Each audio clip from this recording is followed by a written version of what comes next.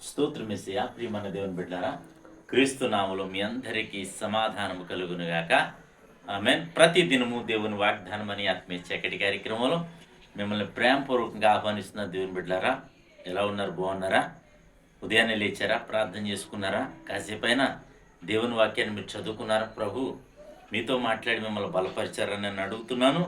మరి ప్రతి దినము మరి ఈ విధంగా దేవుని సన్నిధిలో గడపడం, అలాగే ఈ దినం ముఖ్యంగా విశ్రాంతి దినం కనుక, పరిశుద్ధమైన దినం కనుక ప్రతి ఒక్కరు ఈ పరిశుద్ధమైన దినాన్ని దేవుని సన్నిధిలో గడపాలని, 1000 దినాల శ్రేష్ఠ జీవితాన్ని పొందుకోవాలని మీకు తెలియచేస్తూ మరి దేవుని వాగ్దానాన్ని చదువుకుందాం.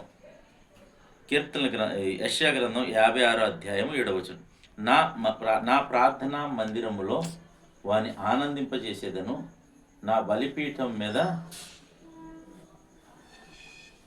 56:7 నా బలిపీఠం మీద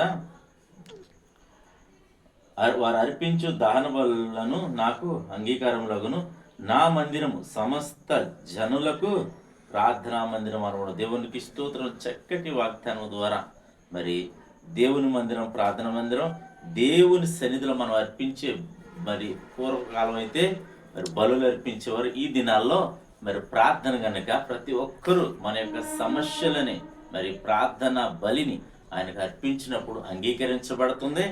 మరి తద్వారా మనకు విడుదల కలుగుతుంది అని మీకు తెలియచేస్తూ దేవుడి మాటలు దీవించునుగాక. ఆమెను ప్రార్థన చేసుకుందాం.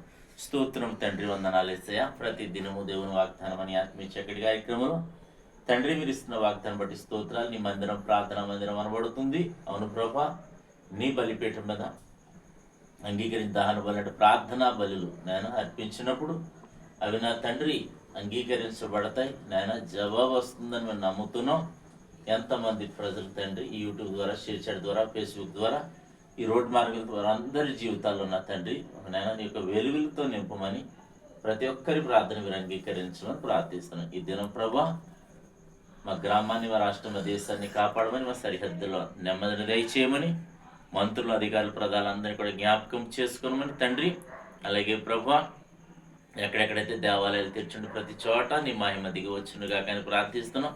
ఈ దినం ఎవరైతే మ్యారేజ్ డే, బర్త్డే జరిపిన బిడ్డలందరికీ నాయన నీ యొక్క సమాధానం, క్షేమం, ఆశీర్వాదం దయచేయమని యేసునామమున పెట్టడుచున్నాం తండ్రి. ఆమేన్. నేను నమ్ముతున్నాను ప్రియమైన బిడ్డలారా, ప్రభు మన అందరినీ బలపరిచారు. ప్రతి ఒక్కరూ మరి దేవుని ఆరాధిద్దాం. అందరూ దేవుని సన్నిధి త్వరగా రావాలని మీకు తెలియచేస్తూ దేవుడి కుటుంబాన్ని దీవించునుగాక. ఆమేన్.